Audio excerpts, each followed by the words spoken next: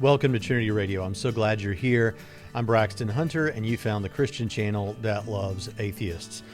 Today, I want to talk to you a little bit about accountability and a biblical example for us to look to as we're considering the topic of people being accountable to each other and Christian accountability and the notion of accountability partners.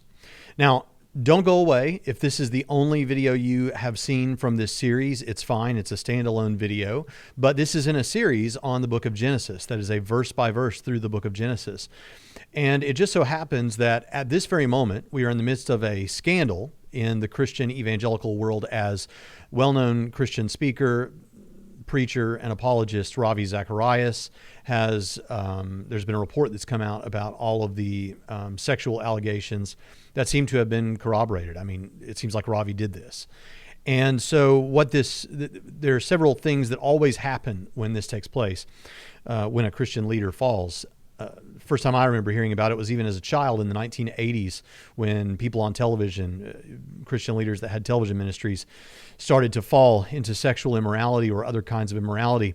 And one of the things that always happens is the rest of the church, particularly men in the church as it relates to sexual stuff, begin to talk a little bit more about accountability and how can we hold ourselves accountable? How can we partner together with other men and other ministries and within our own ministries create checks and balances such that we can be sure this never happens to us, so that we can be accountable and we don't fall like this guy fell. And this has led to the notion of an accountability partner that is a very popular idea. At least occasionally is a very popular idea when something like this happens. Everybody talks about it for a while, then they forget about it, and then something else happens, and we got to be accountable. And I think accountability partners are a good idea. I think tools and resources that help you to stay accountable are a good idea. The problem with it is, and I think we ought to be pursuing those things and looking for new ways to do it. The problem is generally, if the person who is seeking to be accountable is not already committed to being accountable, then the whole process fails from the jump. For instance, several years ago, I was at the Southern Baptist Convention's annual meeting and in the exhibition hall where they have like different ministries have their own booths and things like that. And you can check out what they have to offer. One of the new things was an app that goes on your computers and on your phones. And you can sign up for this app and you work it out with some other man. Let's say it's two men. You work it out with some other man and you're going to be accountability partners to make sure that you're not looking at porn or whatever. And so these two men then are able through this app to check and see what is the other guy searching for, what's going on, something like that. It probably had other features, but that was principally the thing. And I thought to myself, okay, that is a great idea for people that are both going to cooperate in the accountability relationship. But even if person A in the relationship is genuinely committed and wants to do this, if he finds himself in a moment where he is strongly tempted to the point that he would typically fall to the temptation and look at some kind of porn, there's nothing preventing him from using some other device or in some way circumventing the app. I mean, there's nothing to stop that. And so what it comes down to is this person who is seeking to be in an accountability partner relationship going to be faithful to remain accountable? And if he isn't going to be faithful to remain accountable, if he is going to be faithful to remain accountable, then he would have been accountable on his own. And if he's not going to be faithful to be accountable, then what was the point of this whole thing?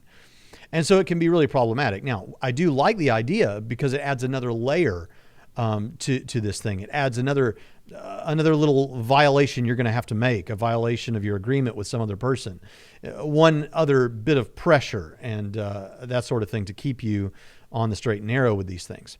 Nevertheless, there's an interesting idea that I think can go above and beyond all these things. And it's the notion that you would be accountable to God. I mean, obviously we're supposed to be accountable to God. The Bible says that every man will give account to God. And if you're accountable to God, well, then though accountability partners might be helpful, you're a lot less likely to fall if you're going to remain accountable to God. Now, you might be skeptical of my saying that because it has just become a truism that everyone has to have an accountability partner so that we have in the church like this structured hierarchy of accountability partners.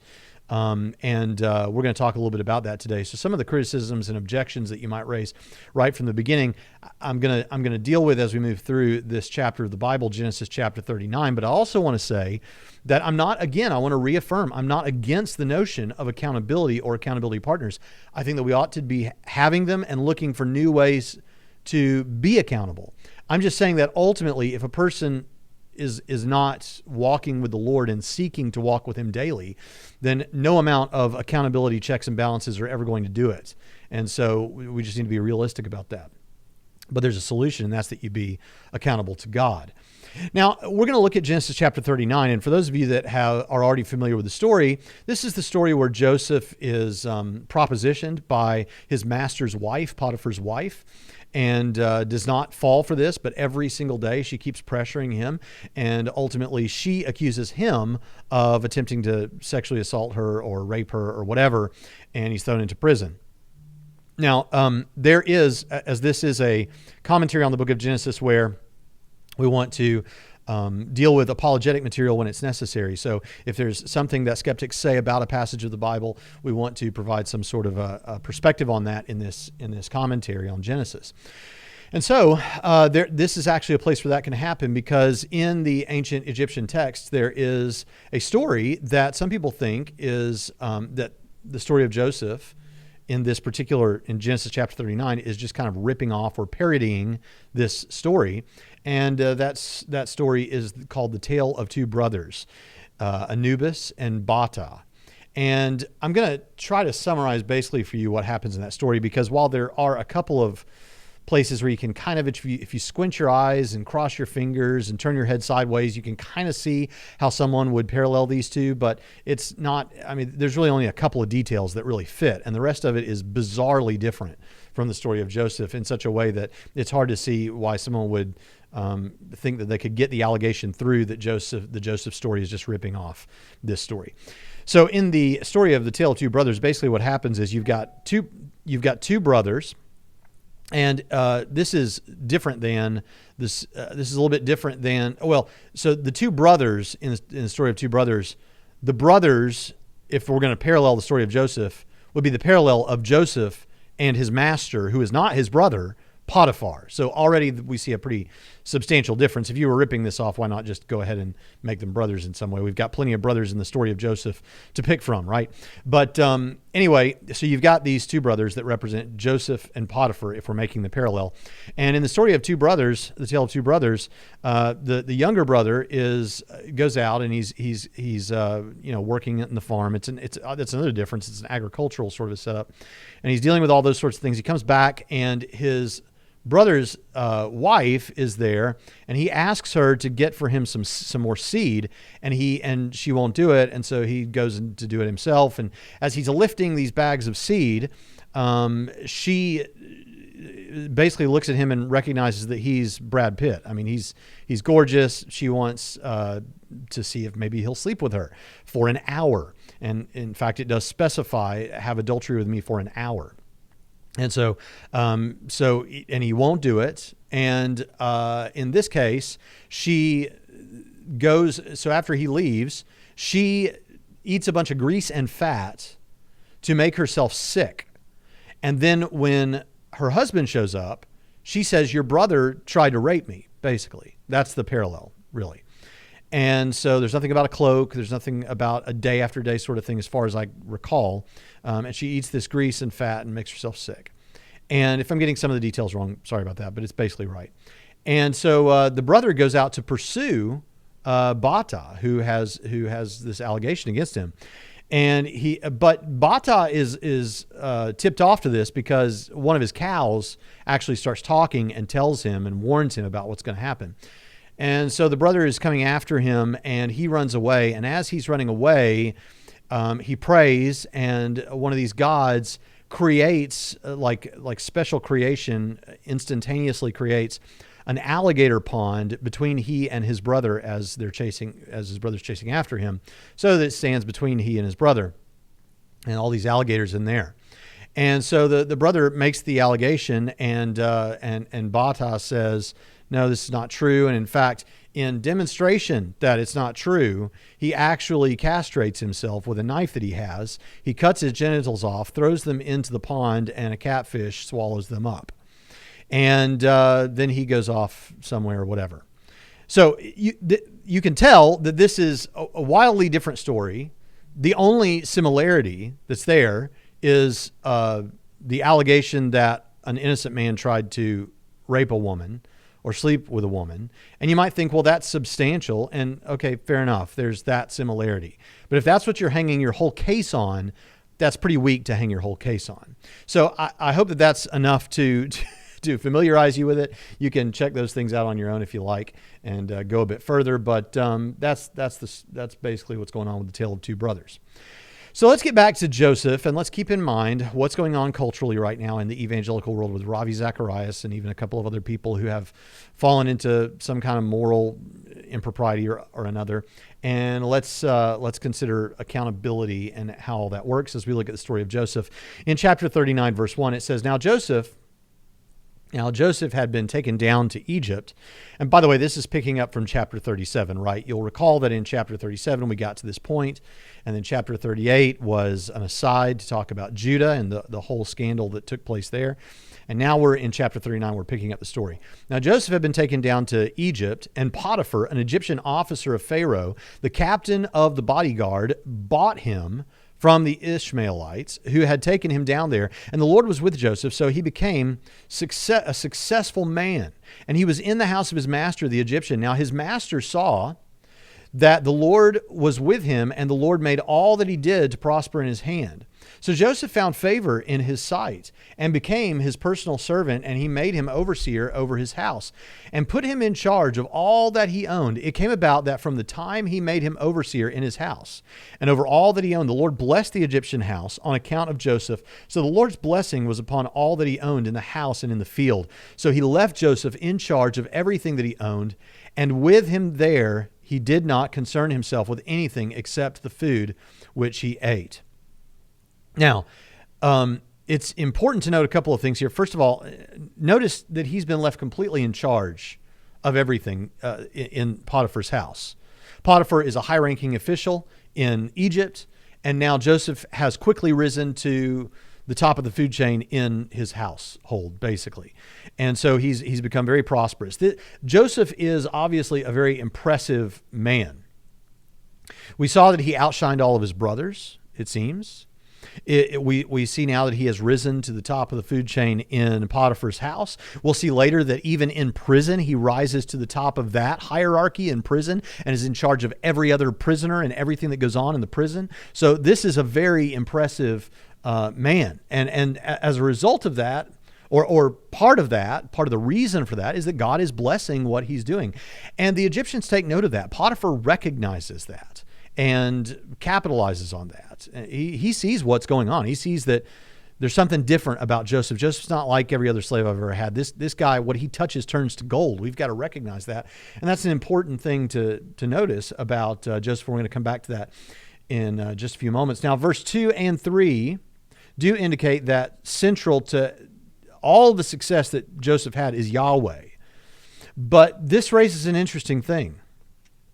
God wasn't just blessing Joseph. He was blessing what Joseph was diligently doing. And that's an important thing. I mean, if I were a Calvinist, for those of you that don't know, Calvinists are Christians who are compatibilists when it comes to free will.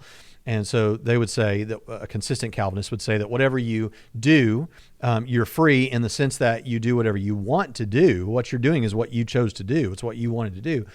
But your wants, the things that you want, flow from your nature that you don't have any control over, and ultimately that goes into a chain that goes back to God, such that God is the determiner of all things. My friend Chris Tate likes the analogy for this kind of determinism of an author of a book. God's like authoring the story, so that the characters in the story, in any particular story, feel free.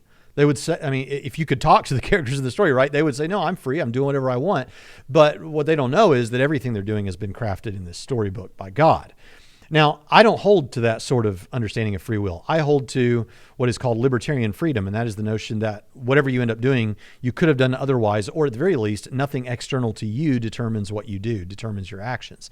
And so I don't take this position, but if I took a Calvinist position, then I could say, well, yeah, God determined everything that Joseph would do, and by doing that, it would be blessed. God made sure it was blessed. He was determining everything.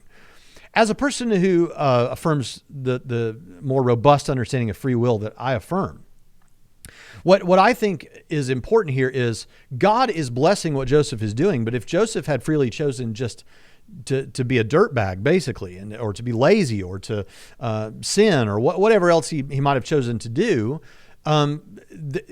he could, for example, let's say that Joseph killed himself. Well, then there's no one acting there for God to bless. Or if he just hadn't done what God wanted, then there's no opportunity for God to bless what he's doing to accomplish God's plans if he's not also diligently serving God and acting. And so you say, well, does that mean that God is bound by what men do? Well, no, because God has no shortage of godly men, and God could find some other man or raise up some other man that would do the right thing, and then God could bless those actions. But the important thing I want you to keep in mind is that we need to make sure that we are diligently serving in the way that God wants, and the steps of a righteous man are ordered of the Lord, and God will choose to accomplish his goals through what we're doing if we're serving him. This is a really crass, simplistic example of this, and I don't even know if it's actually what's going on in my own life. But I'm trying to lose weight, and one of the things that I've made a part of my everyday prayer life is that God would help me in my plan to lose weight. But I have a realistic understanding that God rewards diligence, and so I don't think that God's just snap my fingers one day like I dream of Jeannie, or wiggle my nose, I guess, as I dream of Jeannie, and suddenly I'm going to be thin and look like Jason Statham or something. Instead, I recognize that it's going to require work on my part, but in praying, perhaps God will increase conviction in my life, increase my awareness, and those sorts of things. My self-control, I pray for that all the time. One of the things I've specifically prayed for in that regard is that God would wake me up, or help me to wake up at 5 o'clock in the morning. Now, I have an alarm, but sometimes I sleep through my alarm, and sometimes I don't turn on my alarm, and sometimes I wake up and turn off the alarm. So I need self-control in this. But without an alarm, for several days in a row now, I have woken up at 5 o'clock to go work out. That has successfully happened. Now, for those of you who are skeptics out there, you can say, well, that's often there's a phenomenon that we know of where you think about, oh, I'd like to wake up at this particular time, and lo and behold, you wake up a minute before your alarm goes off or something, and that does seem to be a strange phenomenon that happens with people. But for my money, I think that God is helping me in some way and helping me to wake up on time. The thing is, if I don't then get out of bed, then I'm not going to lose weight. So I think God is blessing, but I have to be diligent in order for the blessing to reach its fulfillment, you see. So I think that it's important, like my father always used to put it this way: you ought to work like it all depends on you and pray like it all depends on God. Obviously, everything ultimately always depends on God, but I think this is an interesting way to think about it. And Joseph was a man who was working like it all depended on him, but trusting God. And the story is clear that God was with him. God was with him. Yahweh was with him. And that is an important phrase, that God was there with him in the midst of this. And that's ultimately why he was successful. So I think those are some important things to remember as we look at this. And notice how Potiphar clearly trusted Joseph greatly, because he doesn't ever, excuse me, he doesn't even check up on him. He doesn't even know what's going on in his house. He just completely trusts Joseph. He can tell that Joseph is a man of great integrity. Joseph is a man that can be trusted. And Joseph is responsible, and that's the kind of man I want to be. That's the kind of person you want to be. Now, think about how God has blessed him in this position. According to the commentary, Critical and Explanatory by Robert Jameson, they say this about his being in charge of his master's house like this. Those slaves who had been war captives were generally sent to labor in the field and subjected to hard treatment under the quote unquote stick of taskmasters. But those who were bought with money were employed in domestic purposes, were kindly treated and enjoyed as much liberty as the same class does in modern Egypt. Now, we see this in the story, but there's the historical background for you. This kind of an individual was not out working in a field under the labor of the sun like you might expect. This is a man who would have had fine clothes. He would have eaten the best food. You can't have your slave that's working in your household looking like a slob. And so he would have had great clothes, great food. And as far as those things go, a comfortable situation. And he would have enjoyed, as they say here historically, the privileges of someone of his class in modern in Egypt at the same time. And so this was not a bad situation. So God had not just blessed him in the fact that he wasn't treated badly. He was actually treated good, really good. So this is a great place. Steve Gregg puts it like this. He was almost like an executive who was managing a company or an estate. And of course, how he was managing it was making a lot of money for the estate or for the company.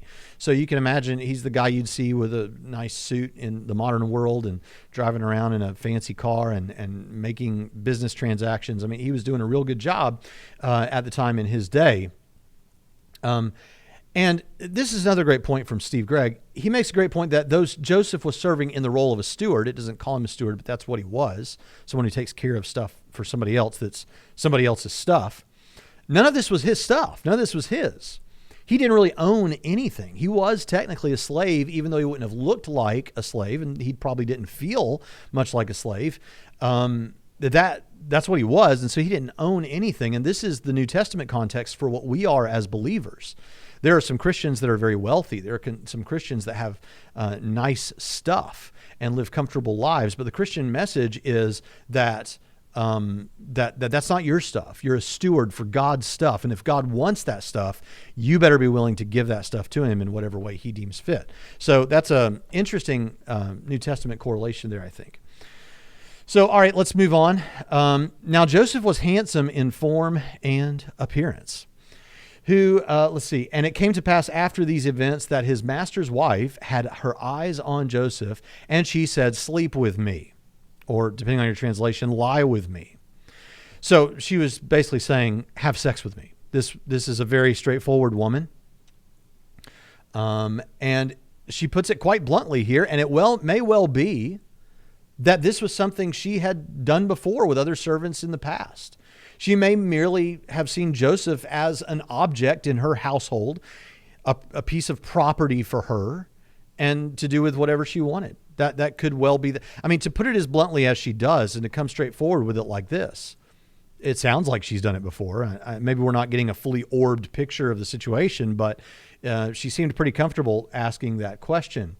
And of course, this is a case of the objectification of men. But in verse 8 it says, "But he refused and said to his master's wife." Now I want you to notice what it says here. And what I want you to notice, and I'm not the first to point it out, many people have pointed this out, but this when I first heard this alone revolutionized my walk with Christ and how I thought about my relationship with Christ and my relationship with the one true God. Because as we're walking through this won't make much sense until you read it, but you expect him to say, "How could I do such a thing to my master Potiphar?" But that's not what he says. He says, "How could I do this to God? How could I sin against God?" Watch what it says, and watch how it seems to be ramping up to, "How could I do this to my master Potiphar?" Verse 8, "But he refused and said to his master's wife, 'Look with me here. My master does not concern himself with anything in the house, and he has put me in charge of all that he owns. There is no one greater in the house than I, and he has withheld nothing from me except you, because you are his wife. How then could I do this great evil and sin against my master Potiphar?'" But that's not what it says. It says, "How could I do this great evil and sin against God?" That's what he says. Now that is a very, very different concept. I mean, notice in verses 8 and 9, he refuses, we're going to read it again, but I want you to notice how much emphasis he's putting on Potiphar. Look with me here. My master, he's talking about his master, does not concern himself with anything in the house, and he has put me in charge of all that he owns. There is no greater in this house, that's his house, the master's house, than I, and he has withheld nothing from me except you, because you're his wife. How then could I do this great evil and sin against God? As you're walking through this, I wonder if it was if the authorial intent here was to intentionally flip it on its head. Because as it's ramping up, again, you expect him to look at all these good things that Potiphar has done and how he trusts me. How could I then sin against him? But he doesn't. He says, how could I sin against God? I think you've got the point. But here's the important thing about that is that, and this comes to the point of accountability. And this is something that Ravi, if he knew, and I'm sure he did know, I wish had recognized. And I hope I always remember it and recognize it. And it's this. Joseph at this point is probably 17 years old. All right. This is a man with hormones raging. And here he is among these pagans. And he is with probably a beautiful woman. This Potiphar is high up in the social network and the hierarchy of Egypt. So he probably would have had a very beautiful wife because, let's face it, unfortunately, whether this sounds politically correct or not, this is an ancient place, an ancient time. And she was in many ways a prop. She was window dressing. She's eye candy. And so here's this beautiful woman. He's there alone with her. No one else is in the house. And she propositions him, and he resists. Now, how could this even happen? How did this moment even emerge? Where was Joseph's accountability partner? Why didn't he visit with his accountability partner about this? Well, if we're talking about another worshiper of the one true God that he was going to work with to make sure that he and that accountability partner stayed faithful, there wasn't one. The people of God were far away. Here he is in this society, alone, 17 years old. And by the way, had every excuse. I mean, arguably, this woman is an authority over him. It's the wife of his master. She certainly has more right to what's in the home than he does. And he's a slave. He is property to her. So whatever she wants, and he could easily justify this. He could easily rationalize this. I couldn't help it. I had to do what I had to do to survive. You know, he could have easily done all of that, but he doesn't do that. Why doesn't he do that? He tells us why he doesn't do it. He doesn't do it because of his accountability to God. How could I sin against God? He recognizes what is implicit throughout the chapter.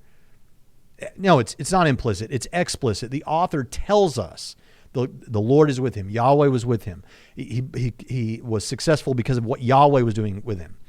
And the thing is, he recognizes that it's not Potiphar who's just done all this for him. God has done all this for him. God has blessed him in this way. Now, there's another reason this is important. If he were to say, how could I sin against Potiphar? How could I do something uncool to Potiphar here? She could have argued with that and maybe won an argument. For example, back to Steve Gregg again, he points out, hey, it could be that Potiphar, if he's working with Pharaoh, there were harems and things like that, and a man of that high status may well have been a eunuch.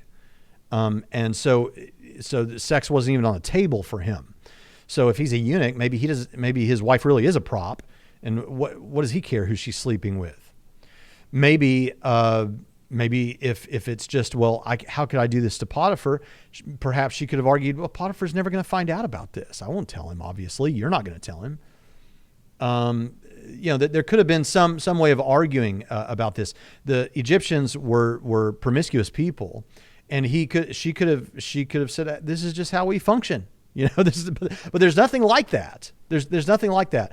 There's no argument that can be made, because while you could perhaps make an argument, a carnal argument, albeit an argument that would convince some people, if the answer was, how could I sin against Potiphar?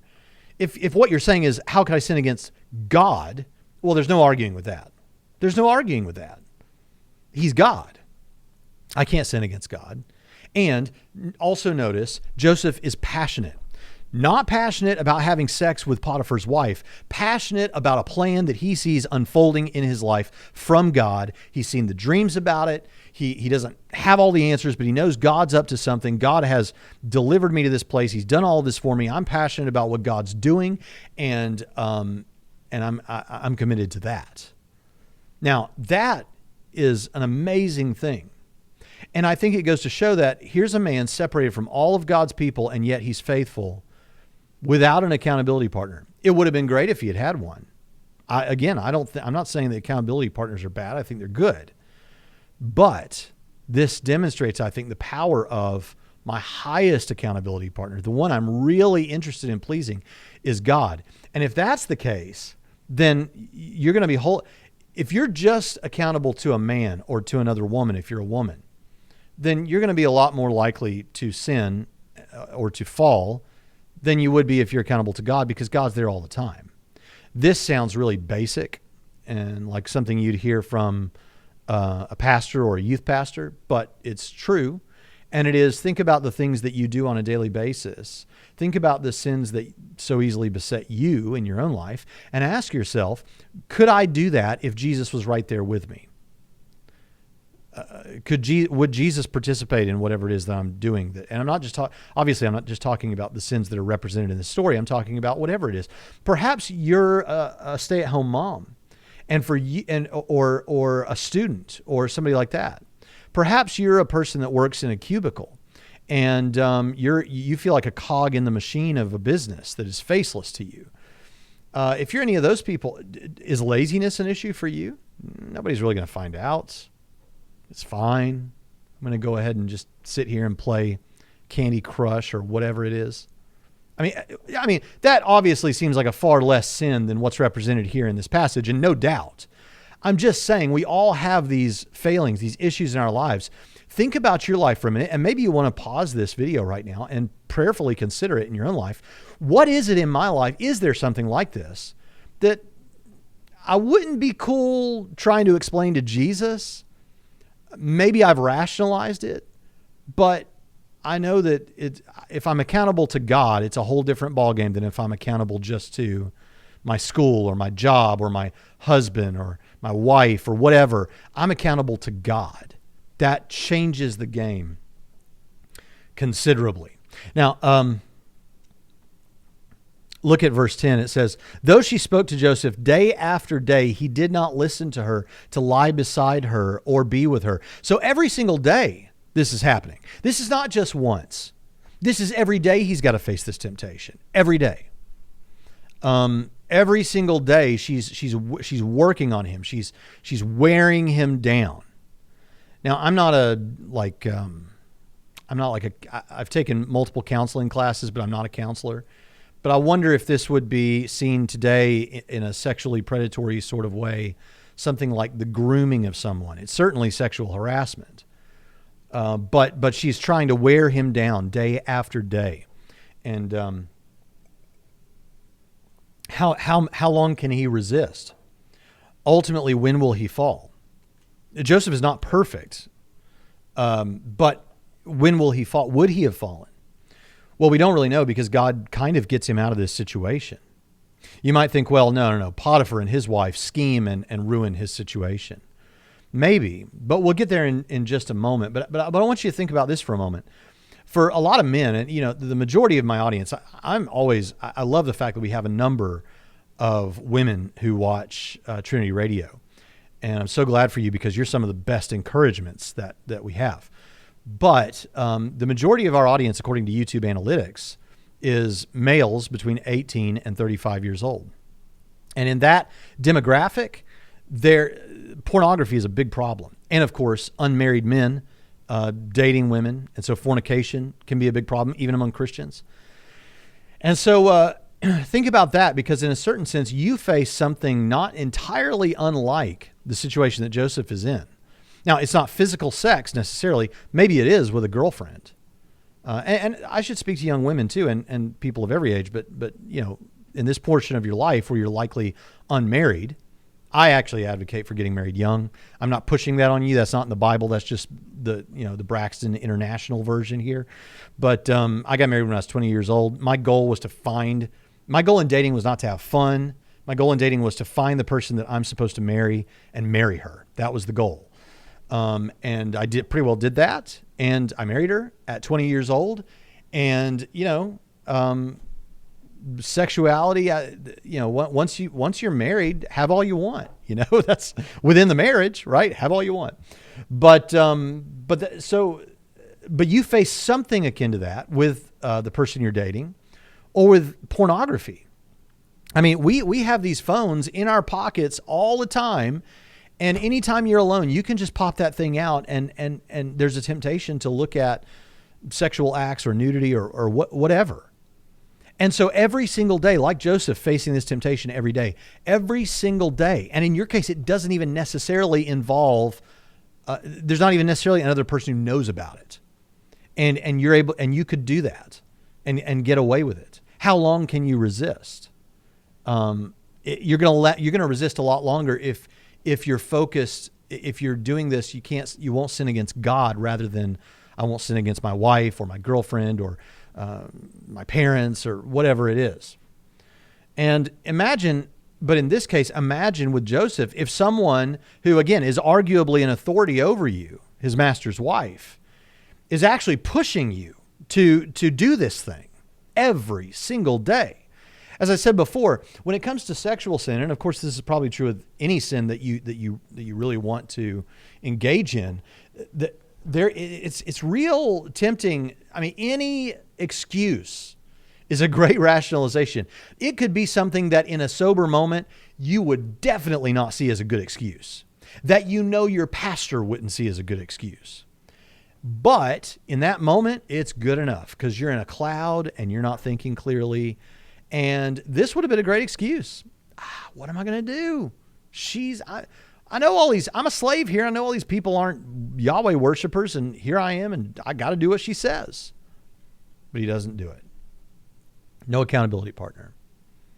So he goes to jail, which, spiritually speaking, though that's a worse situation in almost every other way, might have been the best thing to happen to him, frankly. Right? I mean, it takes him out of the pressure of that temptation. This could have been a deliverance from God, because perhaps God knows that 10 more times or one more time, and he would have fallen. I don't know. I'm not putting that on Joseph. I don't know. But Joseph, though Joseph has many parallels with Jesus, and we're going to talk about that in the videos to come, Joseph was not Jesus, and all have sinned and fallen short of the glory of God. So how long could he go? I don't know. But God got him out from under that pressure. And that's interesting. All right, let's look at verse 11. Now it happened one day that he went into the house to do his work, and none of the people of the household were there inside. So she grabbed him by his garment, saying, "Sleep with me." But he left his garment in her hand and fled and went outside. When she saw that he had left his garment in her hand and had fled outside, she called to the men of her household and said to them, "See, he has brought in a Hebrew to us to make fun of us. He came to me to sleep with me and screamed. When he heard that I raised my voice, and I screamed. When he heard that I raised my voice and screamed, he left his garment beside me and fled and went outside." First of all, when she says Hebrew there, which was a derogatory term.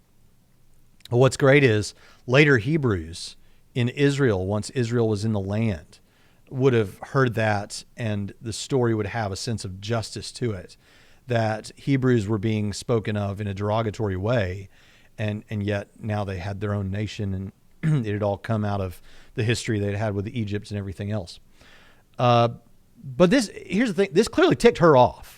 Okay, on this particular day, she'd had enough.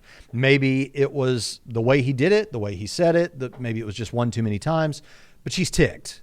How do I know she's ticked? Because she goes and tells her husband, and in doing so, she cuts off any further future opportunity to try and seduce him.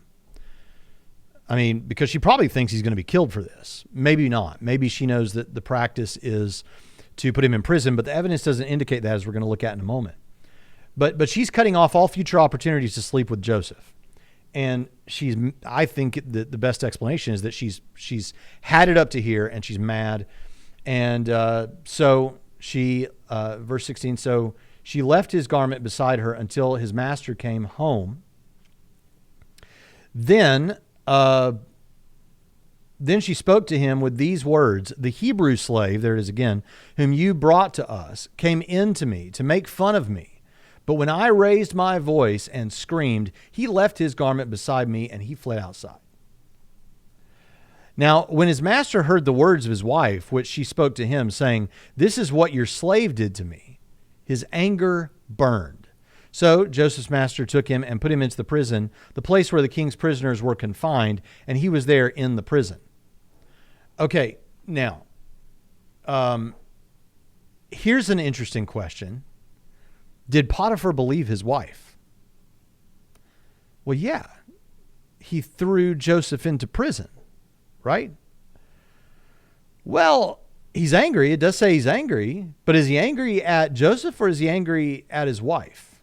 A couple of considerations here as you're thinking through that. It says that he put him in the king's prison and he didn't kill him. Now, in the IVP Bible Background Commentary of the Old Testament, they say this: one indication of Potiphar's understanding of the affair between Joseph and his wife may be in the choice of prison, rather than being executed for rape as dictated in, for instance, the Middle Assyrian laws. So the law codes that we're aware of would say that he had to be killed for this. What slave is going to attempt to rape his master's wife and not be killed for this? Why didn't he kill him? Well, it could be that Potiphar doesn't believe his wife. Further, they go on to say, Joseph was put into a royal prison holding political prisoners. This may have been a bit more comfortable as prisons go. This is like the Martha Stewart prison where she went kind of thing. But more importantly, it will put him in contact with members of Pharaoh's court, and that's going to come up in the next chapter again. But so he doesn't put him in like the worst prison. He puts him in the prison where political dignitaries would have been put, other kings of other countries or whatever. He's being held there. And this is not the worst situation, probably. So why do that if you believe your wife? Further, don't you think that Potiphar probably knows the character of his wife? We already know that he knows the character of Joseph. When he goes to Joseph, because it doesn't tell us in the text, but surely he asked Joseph, what do you have to say for yourself?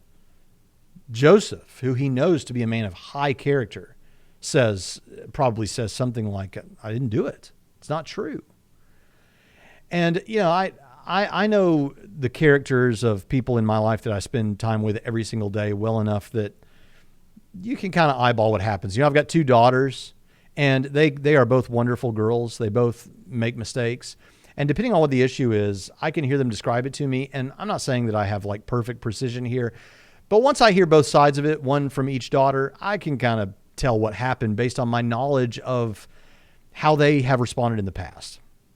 You don't think that Potiphar knew this about his wife? And so I think this evidences that he didn't believe her. He didn't buy this. He didn't buy it. Verse 21 says, but the Lord was with Joseph and extended... and by the way, now here's an interesting thing. If you're a skeptic out there who just wants to take issue with everything in the Bible, you might say something like, well, Braxton, come on. You're psychoanalyzing these characters too much. They're not real characters. It's all made up. And as you read the story, she tells her husband and he throws him in prison because he's angry. That's what happened. Don't pick it apart too much. It's just an old story. If you're that person and you're also the person who wants to say that this is ripped off from the Tale of Two Brothers, then there would be a conflict there, because in the Tale of Two Brothers, it actually turns out that the wife was lying and the brother came to believe that the wife was lying. So, you pick your battle there, skeptic. But the fact is, I don't believe it's ripped off from the Tale of Two Brothers. And I don't believe that Potiphar believed his wife based on how he treated Joseph subsequently. I guess another way to look at this would be to say, regardless of whatever Potiphar believed, God just worked in his heart the right outcome. That's a possibility, but I both can be true, right? It could be the case that Potiphar didn't believe his wife and put Joseph in this Martha Stewart style prison because of what God was doing. That could be true too. Now, here's the thing. So did I read this already? Let's look at verse 21. But the Lord was with Joseph and extended kindness to him and gave him favor in the sight of the warden of the prison. And the warden of the prison put Joseph in charge of all the prisoners who were in the prison, so that whatever was done there, he was responsible for it. The warden of the prison did not supervise anything under Joseph's authority because the Lord was with him, and the Lord made whatever he did prosper. So it really is true. You can't keep a good man down. Here he went to the top of the status among his brothers. He went to the top of the status among Potiphar's household. Now he's come to the top of the food chain, even in the prison, so that he's in charge of all the other prisoners. He's in charge of everything that goes on, and nobody even checks up on him. I mean, this is amazing. Amazing what's going on here. This story illustrates, I think, something about character and integrity, and it gives us something that both men and women can shoot for as the ideal. Now, you may never hit the ideal, and obviously, as I said before, Joseph was not sinless. So, I mean, whether we're told about any particular failing, all have sinned and fallen short of the glory of God, Romans 3:23, and we need to recognize that. But at the same time, he does give us an ideal to shoot for, of character and integrity, even when you're not around accountability partners, even when you're not around other believers, even when you have good excuses. This man stayed true. Are you doing that? Are you doing that with the issues in your life, even when no one's looking? Because one thing the internet has done for us is it has made it where things can happen when no one's looking. And that's important. I want to reaffirm again, because I don't want anyone to skip through this video and miss that I've said it. In light of what's happened with Ravi Zacharias and others like that, I think that organizations should take a hard look at how they ensure that the people in their organization are being faithful and not abusing power and stealing funds and doing things like that. We need new ways to do that. We need to brainstorm that.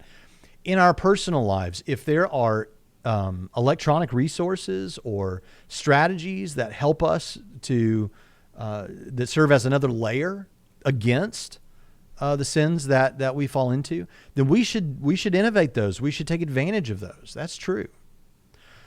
But when I was the president of the Conference of Southern Baptist Evangelists in, I guess, actually it was just before I became president, 2008, 2009, there was an evangelist in the Conference of Southern Baptist Evangelists who had a moral failing. He had an 8-month-long affair and was preaching during that time, carrying on these revivals and crusades and evangelistic events and things like that. And so because that happened, like I said, it's a cycle. So somebody fell. So now everybody was, we got to be accountable. And so within the Conference of Southern Baptist Evangelists, that year at our annual conference where we got together, it was all we talked about. You've got to have an accountability partner. And so when you go travel, if it's at all possible, you guys, especially you young guys, you need to take another man with you on the road. If your wife's not going, take another man with you so that you have accountability. So for, maybe a few months, I did that. I have a friend, Drew, and Drew went with me, and he traveled with me, and it was fun. We had a lot of fun because 90% of my ministry traveling, I was completely alone. And he went with me, and I guess he was there in the car with me. He was there in the hotel room with me. I guess that served as a layer of accountability, but for 90% of the time, as I say, I didn't have an accountability partner like that. I was accountable to God. And yet we had a guy in the Conference of Southern Baptist Evangelists that this scandal was about who had been sleeping around, and he had a driver that drove with him. He had an RV, And this guy would drive the RV and he would sleep in the back, so this on the way to the next place to preach. And even though he had that driver, he was able to indulge in an 8-month affair with a woman in another city. Now, so here you have a guy who has the quote unquote accountability that we're looking for, that we're saying everyone needs to have. And he has an affair. I've never had an affair, and I was just accountable to God. Now, I'm not saying, look how great I am. I could mess up too. I don't suspect, Lord help me, I don't suspect I'll ever fall in that way. But the point is that though I think it's a good benefit to have those things, your first and foremost accountability is to God. And I challenge you to think about what it is in your life that you've not been faithful about. Could be a big thing like sexual sin, or bad business deal, or who knows. Could be a seemingly small thing like laziness, or a white lie that you tell about some things, or I don't know.